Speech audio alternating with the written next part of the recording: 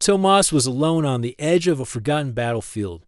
The moon below him was dry and silent, covered with the wreckage of an old space war, crashed starships, broken machines, and half-buried armor pieces lay scattered for miles. Most people called it garbage. Tomas called it treasure.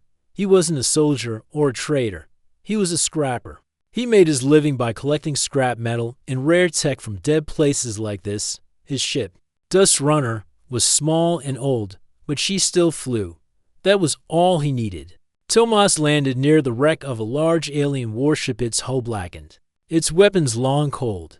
He put on his oxygen mask and stepped out with his scanning tool. The wind was sharp, but the silence was peaceful. As he walked across the wreckage, his scanner beeped. Strange, Tomas muttered, getting a faint energy reading. He followed the signal through the debris and found part of the alien ship's side had caved in, revealing a hallway inside. He squeezed through carefully. Inside, it was dark and dusty, but his helmet light cut through the shadows. The energy reading was stronger here. Could be an old core or battery, Tomas whispered. Maybe worth something. He passed broken walls and burned control panels until he reached a sealed metal door. The scanner pointed to something behind it. The door wouldn't open, so he used a small cutter torch from his belt. Sparks flew. As he worked, after 10 minutes, the door gave way. Inside was a small round chamber. Everything looked untouched, as if frozen in time. In the center of the room was a life pod. Tomas blinked in surprise. The pod was shaped like a silver egg, smooth and silent. Its control screen blinked weakly, running on backup power. He wiped the dust off and leaned closer. Still active, he said.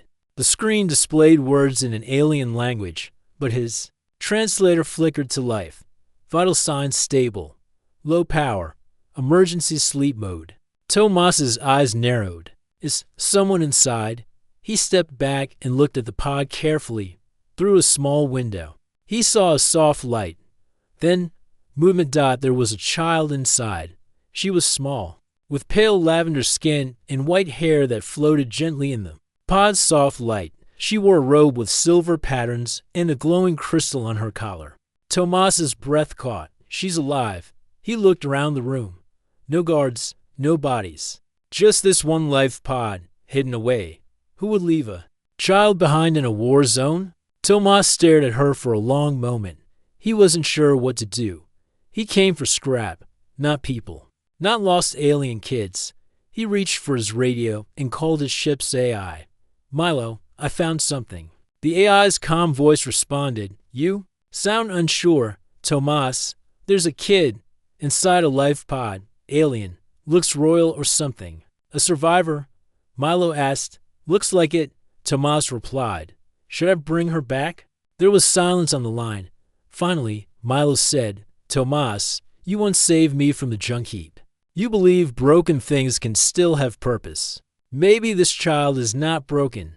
Maybe she's your next reason. Tomas sighed. Why do you always sound wiser than me? I was programmed with ancient quotes, figures. He looked at the pod again. The child stirred slightly, her eyes fluttering behind closed lids. All right, he said. Let's bring her out of here, back aboard Dust Runner. Tomas placed the pod in the medical bay and connected it to the ship's systems. Milo helped translate the interface slowly. They powered the pod down and opened it. A softness escaped as the pod opened. The girl blinked and opened her eyes. They were large, violet, and filled with confusion.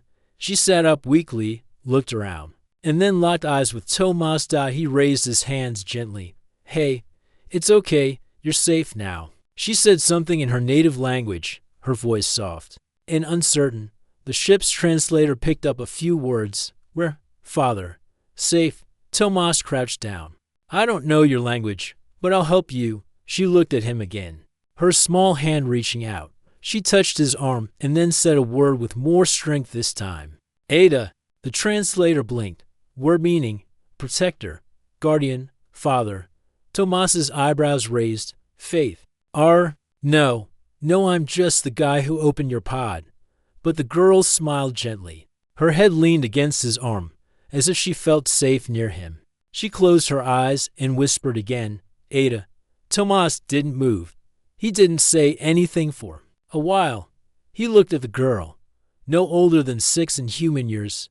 She had no one else, no home, no family, just a scrapper who found her by accident, yet maybe not by accident. He let out a slow breath and whispered, All right, little one. I guess I'm your protector now. He wrapped a blanket around her, sat beside her, and looked out the window at the stars. He came to the moon for scrap. He didn't know it yet, but he had just found something far more valuable, a child who would change the fate of worlds. Tomas didn't sleep that night. He stayed in the pilot chair, watching the stars outside and listening to the quiet hum of his ship, Dust Runner. The small alien girl lay in the medical bed behind him, wrapped in a blanket, resting after her. Long time in the life pod. Her face was calm, but her breathing was uneven, like she had strange dreams. Tomas checked the ship's systems again. The engines were working fine, and the air filters were clean. They were heading toward a nearby trade station called Voro 9, about 2 days away. It wasn't the best place, but Tomas needed supplies and maybe some help to figure out who this child was. Any updates? Tomas asked quietly. Milo, the ship's AI, answered. Her vital signs are improving.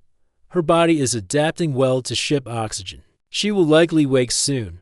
Tomas nodded. Good. He looked back at the girl again. She was so small, maybe 6 or 7 in human years. Though her species might age differently, her white hair glowed faintly in the dark, and the silver crystal on her collar pulsed softly. Who was she? Why was she left alone in a pod, hidden in an old warship? Tomas had no answers. A few hours later, the girl began to stir. Her fingers moved. Her head turned side to side. Then, slowly, her eyes opened. She sat up quickly and looked around, scared. Her breathing became fast. Hey, Tomas said gently, raising his hands. It's okay. You're safe. She looked at him with wide violet eyes. She spoke a fast string of words in her language, none of which Tomas understood. But her voice shook with fear. Milo activated the translator. A moment later, Tomas heard a soft voice in his earpiece. Where am I? Who are you? What happened to the stars? Tomas tried to smile. My name's Tomas. I found you in a life pod. You were asleep for a long time. You're safe now. The girl tilted her head. She looked down at her clothes and touched the silver crystal on her chest. My people, where are they? She asked. Tomas didn't know how to answer. There was a war, he said slowly. A long time ago. I think your ship was lost. The girl looked down. Silent. After a few moments, she whispered. They left me. Tomas sat beside her, but kept his distance. I don't know why, he said. But I think they were trying to protect you. The girl nodded slowly. Then she looked at him again and pointed to his chest. You found me? Yes, you saved me. I guess I did. She blinked, then said one word, Ada. Tomas sighed. You called me that before. Milo. Translate. Milo replied. It means protector, guardian, or father. Tomas rubbed the back of his neck. Kid, I'm not your father. I just found you.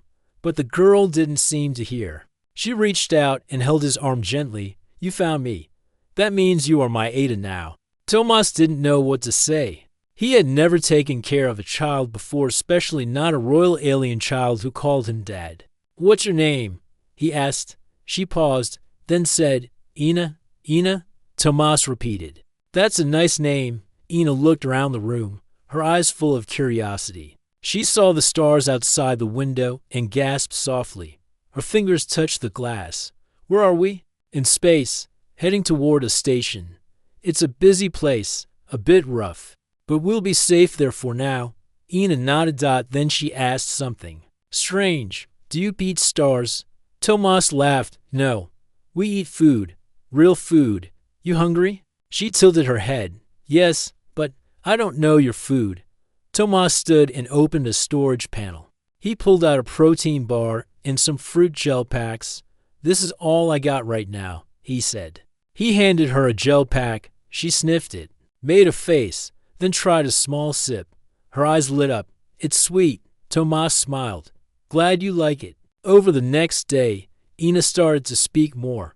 Her language was strange, but the translator helped. She told Tomas about a place called Ulani Prime, her home world. Her people were peaceful, full of art, light, and music. They hated war. But then other species came, warlords and raiders who saw the Ulani as weak. A war began. And her people were not ready. My mother said I had to hide, Ina whispered. She placed me in the pod and said, "Sleep until the stars are safe again." Then she was gone. Tomas listened quietly. He didn't know what to say. He had seen war too. Humans had fought their share of battles across the stars.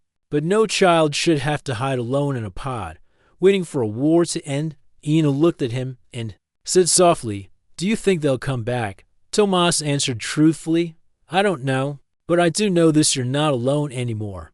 Ina gave him a small smile. Later that evening, she drew something on a screen with her fingers. It was a picture of Tomas holding her hand. She had drawn a crown on her head. Tomas chuckled.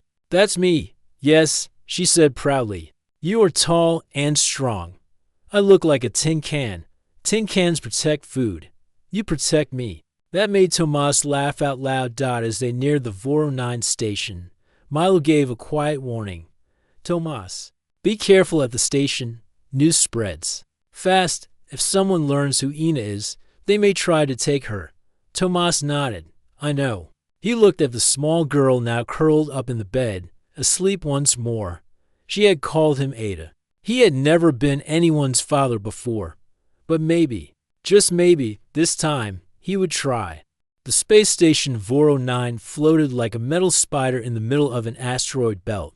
It was old, crowded, and full of strange people: traders, smugglers, miners, and mercenaries. It wasn't a safe place, but Tomas had been here many times before. He knew how to stay quiet and avoid trouble. But this time, he wasn't alone. Ina stood beside him, wearing a long brown cloak that covered her head in glowing crystal. Her small hand held Tomas's tightly. She looked around the station with wide eyes. Loud noises, strange smells, and flashing lights made her nervous. Tomas leaned down and whispered, "Just stay close. Don't talk to anyone. If something feels wrong, tug my sleeve." Ina nodded silently. They entered the marketplace, where people traded fuel, food, and old tech. Tomas stopped at a stall owned by an old friend, a blue-skinned woman named Rilin. She fixed machines and sold rare parts. "Tomas," Rilin said, smiling, "you still alive?" "Just barely," he replied. "Need a new filter and some rations. Maybe fuel stabilizer too." Rilin looked past him. "Who's the kid?" Tomas shrugged. "Found her in a pod. She doesn't talk much." Rilin said, raising an eyebrow. "She looks important." Tomas gave a warning look. "She's not. Just a lost child.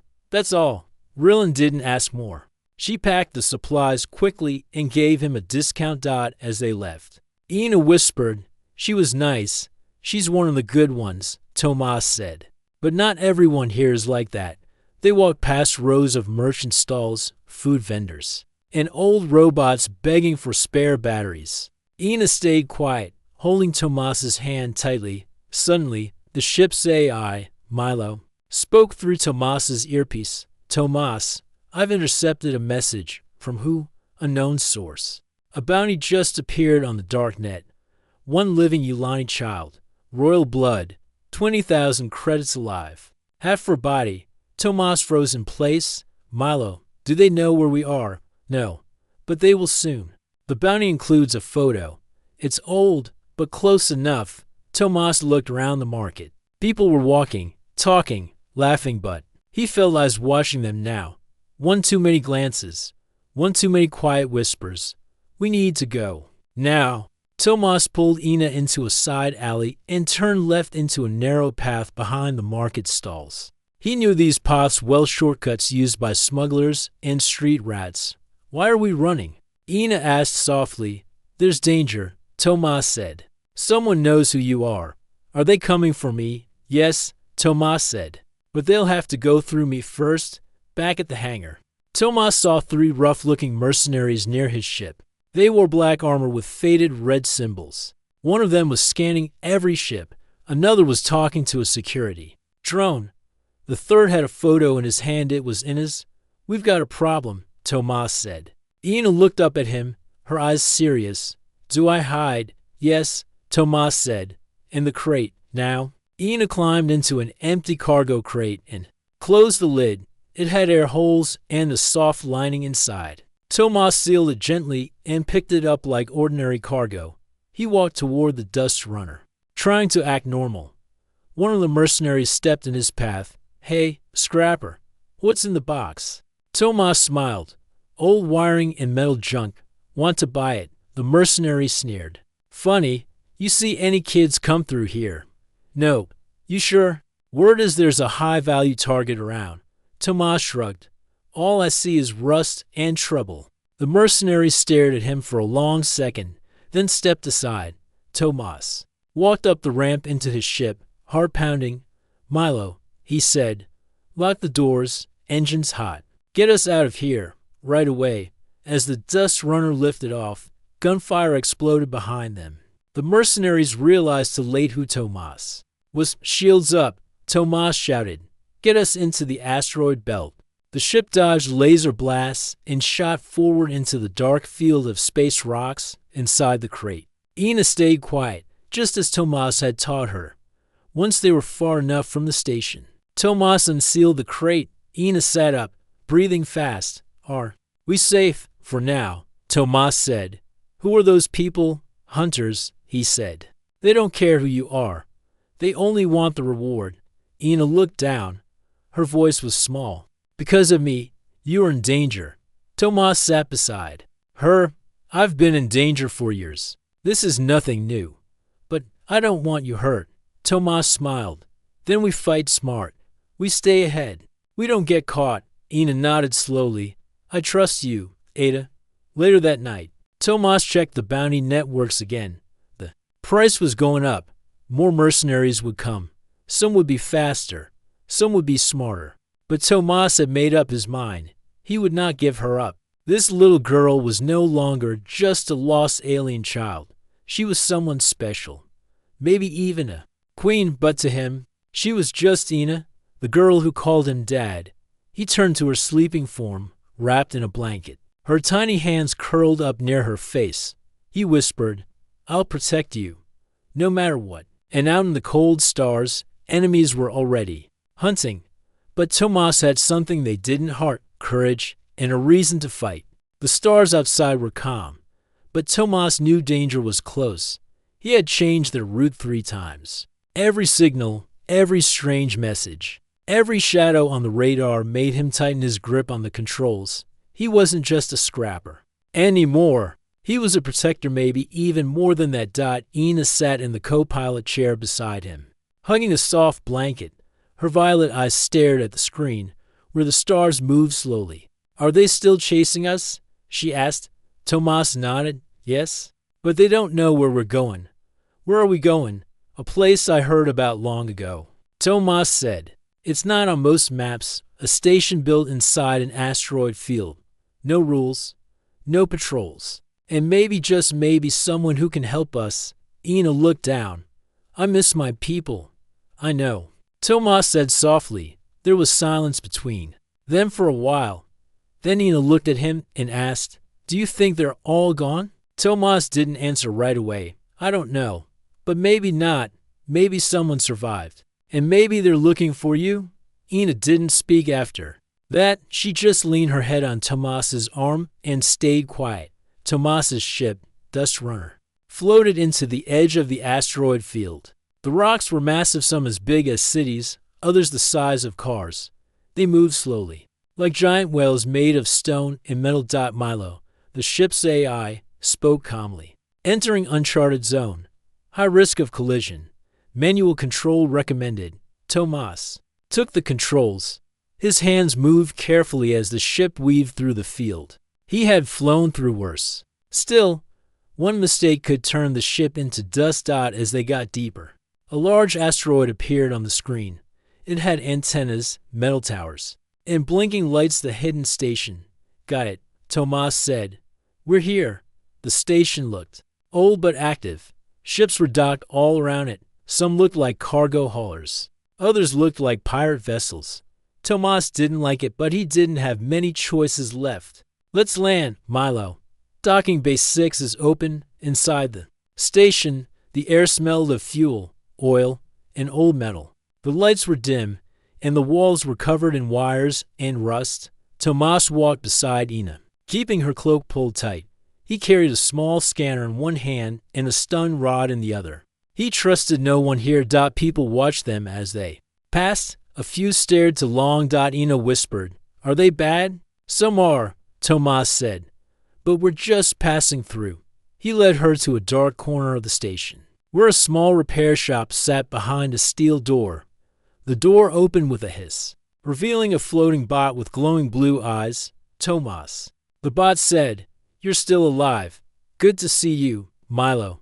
This was Milo's core unit, built into a hidden base Tomas had helped set up years ago. He had saved Milo from being junked by pirates. In return, Milo kept a secret room on this station for emergencies.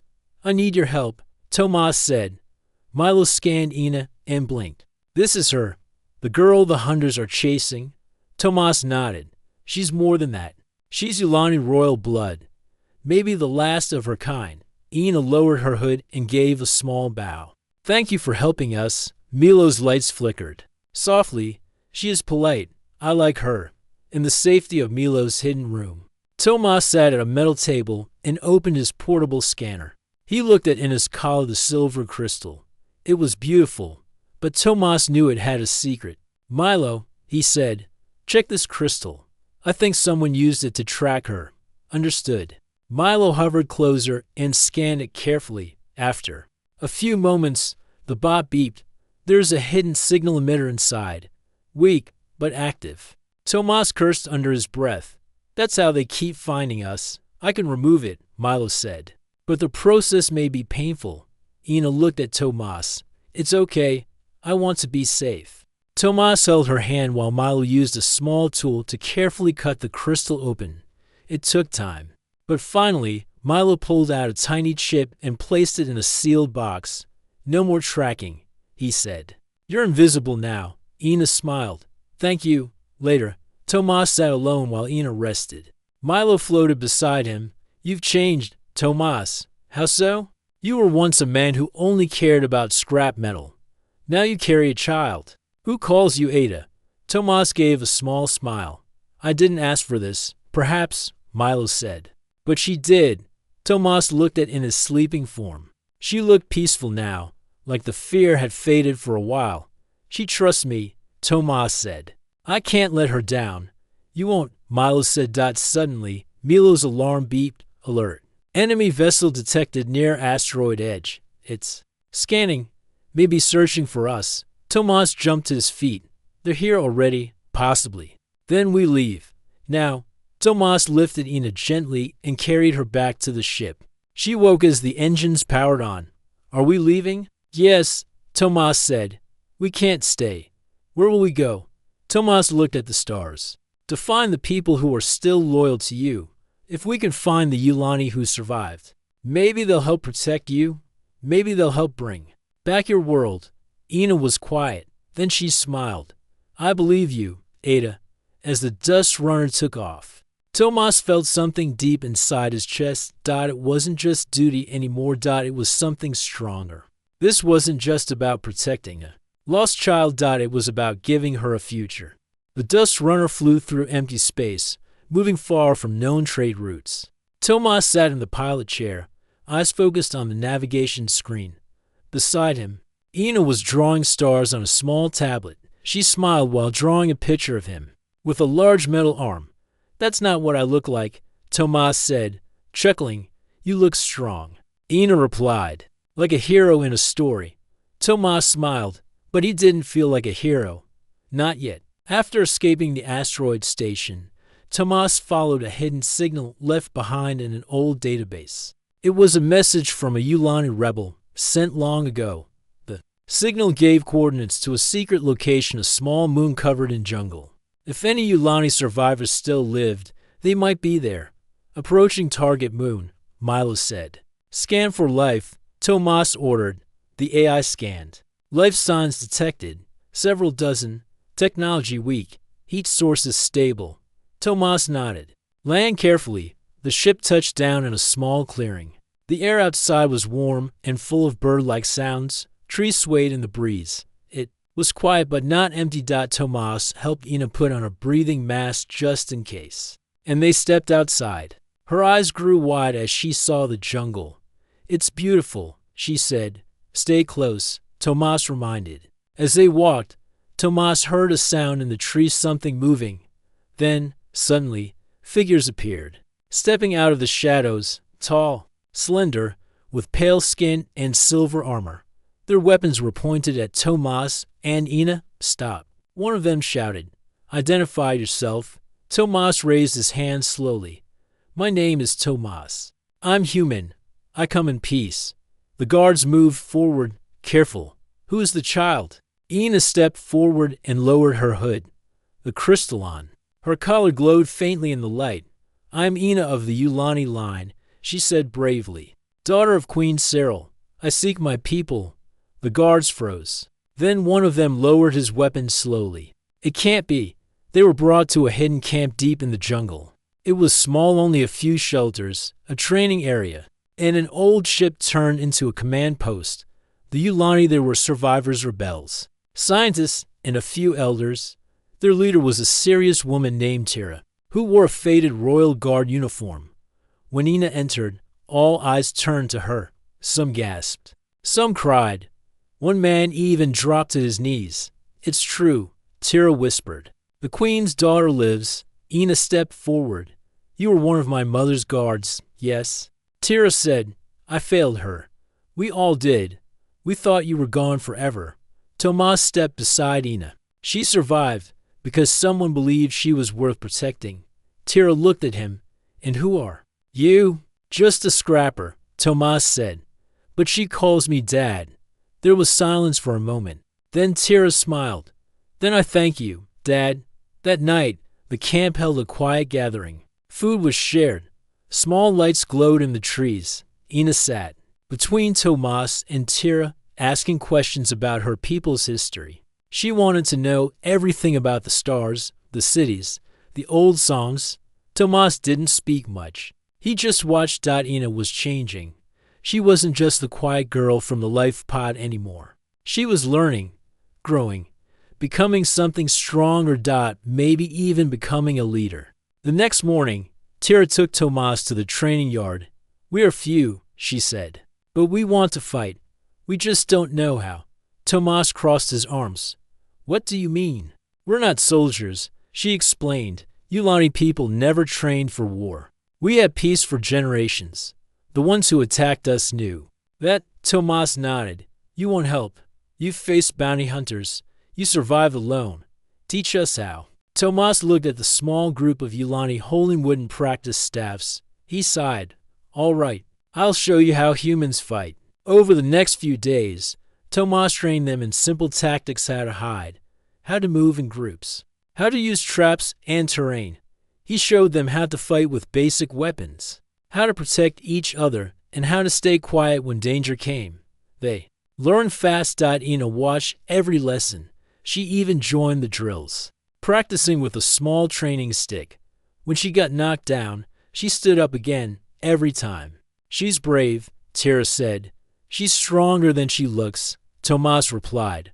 One night after training, Tomas sat by the campfire, staring at the stars. Ina walked over and sat beside him. Are you tired? She asked. A little. You taught them a lot. I did what I could. Ina looked up at him. When I grow up, will I be strong too? You already are, Tomas said. But strength isn't just fighting. It's choosing to protect, choosing to lead, even when it's hard. Ina was quiet for a moment.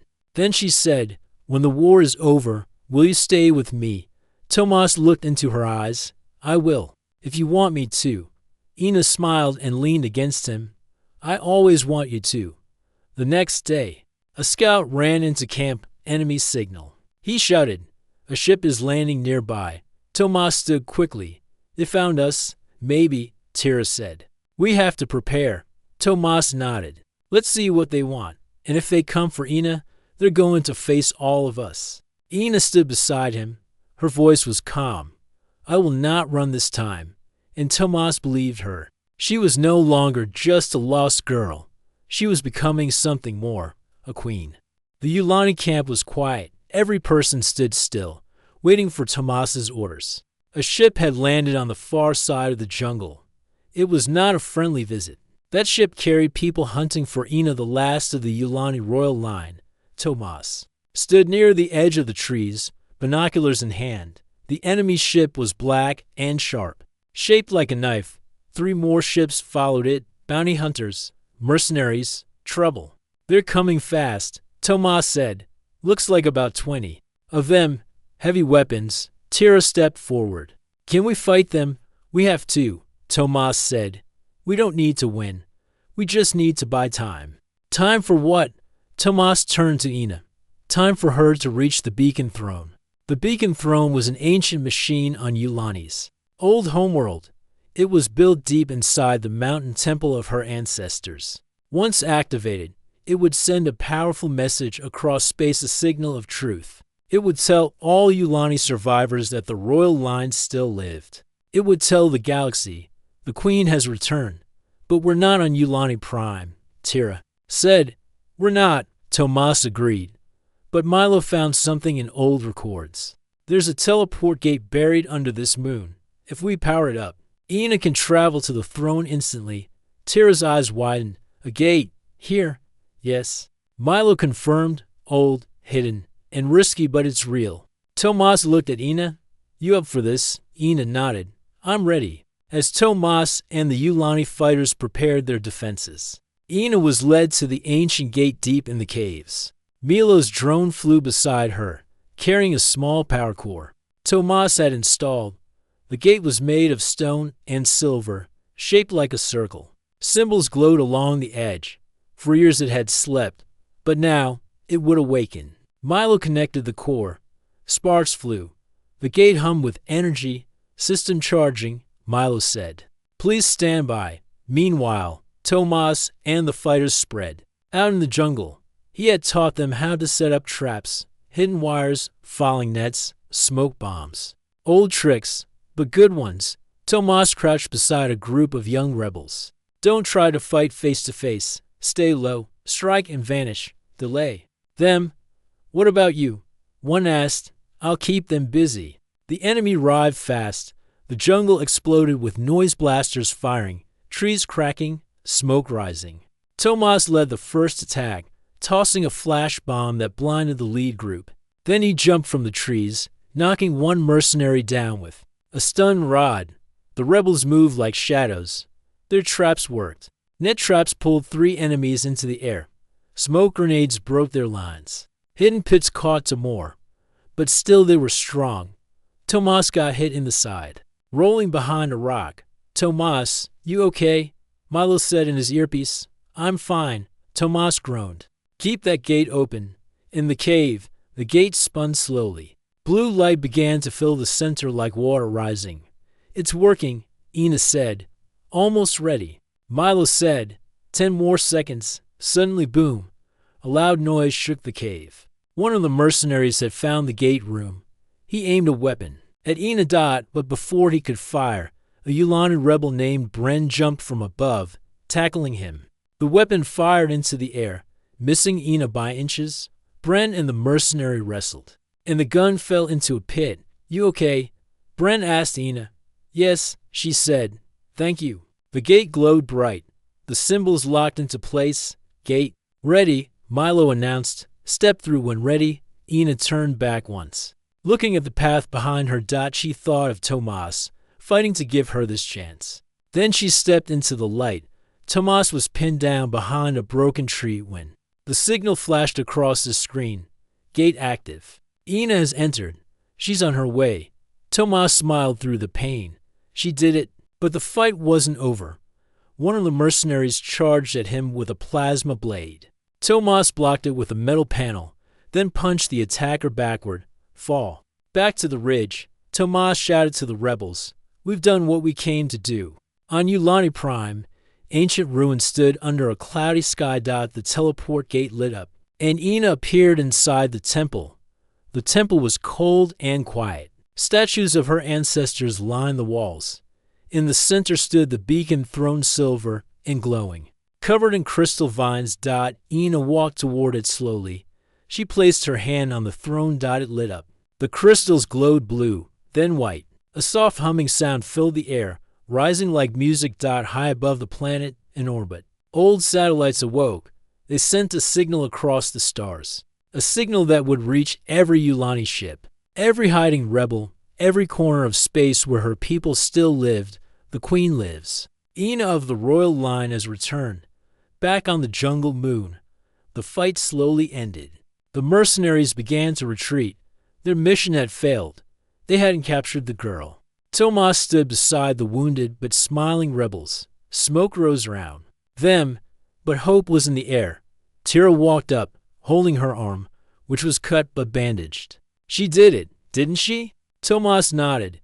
"The galaxy knows now." That night, Tomas sat by the fire again, holding a bandage to his side. His ribs hurt, but his heart was light. Milo floated beside him. "The signal is spreading fast. Hundreds of Ulani ships are responding. They are coming." Tomas looked at the stars. "Then we just gave her an army." He smiled. "She's not just a lost girl anymore. She's a symbol," Milo said. "A light in dark times." "She's family," Tomas said, "and far above." In the quiet stars, thousands of small ships began to move. The Queen had called, and the people were coming. 3 weeks passed. In that short time, the galaxy changed. The signal from the beacon throne reached every corner of space. Ulani refugees, hiding across dozens of systems, heard it. Some cried. Some shouted. Some dropped to their knees in shock. The message was simple. The Queen lives. The line is not broken. Ina is alive. Ships launched from asteroids, jungle moons, frozen planets, and hidden bases. They all travel in the same direction toward Ina, and Tomas was with her. The Queen's new home was Daivaro's station, a massive space station left behind by an old alliance. It floated above a green planet, untouched for many years. It had strong shields and powerful engines.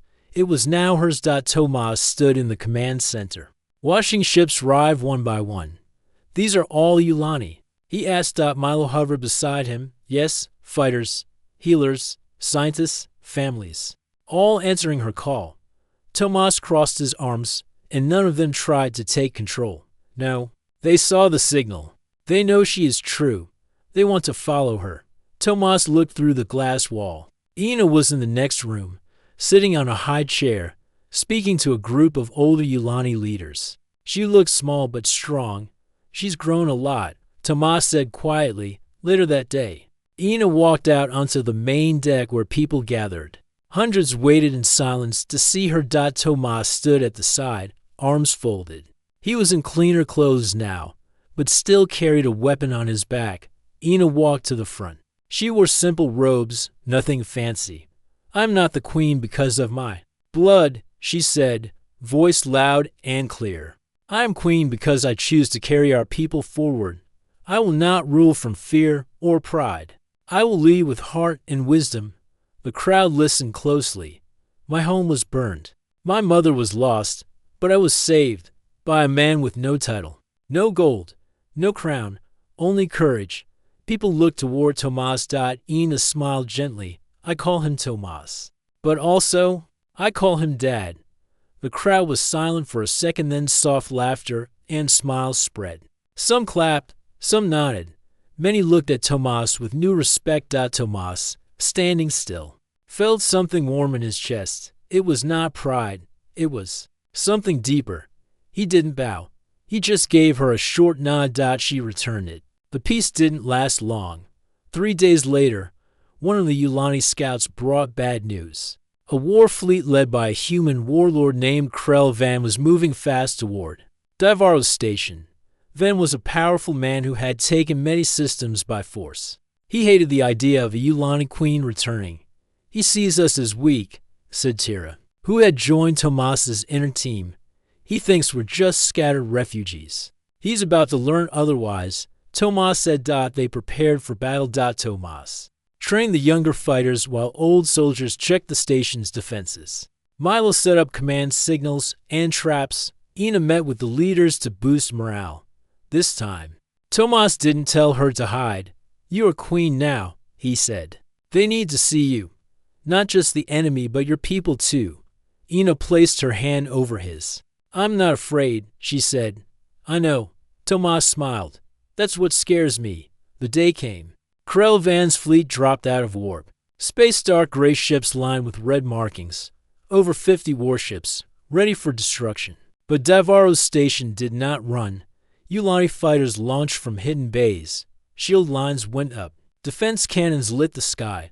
The space around them turned into fire and smoke. Tomas led a strike team on a stolen enemy ship. He and Tira flew under the enemy radar, landed on Krell's command cruiser, and fought through the halls. Blaster fire echoed. Explosions shook the walls. They moved fast. Tomas found Krell near the bridge atoll. Heavy man in black armor. "So, the metal thief turned bodyguard," Krell said. "You really think you can save them?" "No," Tomas said. "She already did." Then he fired. The fight was rough, but with Tomas's courage, Tira's skills, and the Queen's leadership, the tide turned. Yulani fighters destroyed 5 cruisers. Their people fought like they had nothing left to lose. Because they didn't. The final blow came when Ina gave one command through the signal tower: target Krell's engines. Make him run or burn. Krell's ship tried to flee, but it was too late. It exploded in a bright flash above the green world. After the battle, cheers filled the station. Tomas stood beside Ina on the upper deck, watching people celebrate. "You did it," he said. "No," she replied, smiling. "We did it. You're really queen now," he said. She looked at him with a soft face. "To them, yes, but to me, I'll always just be Ina, your little mechanic." He chuckled. "You haven't fixed a thing since we met." She raised an eyebrow. "I fixed you." He couldn't argue with that. That night, Tomas walked into the empty hangar where he first landed weeks ago. He looked at his old junk ship, now patched and repaired by Yulani engineers. He was thinking maybe it was time to leave. Maybe Ina didn't need him anymore. But then he heard her voice behind him. "Where are you going?" He turned. "You have everything now. A whole army, a kingdom. You don't need a junk collector anymore." She walked up to him. "I don't need a junk collector," she said softly. "But I do need my dad." Tomas stood still. His eyes blinked a few times. Then he nodded. "Well," he said, "I guess I'm staying." Ina smiled and walked beside him. Together, they stared at the stars. The galaxy was still broken. But now, there was hope. And that hope came from a young girl who called a stranger dad, and a man who gave everything to protect a future that wasn't his until it was.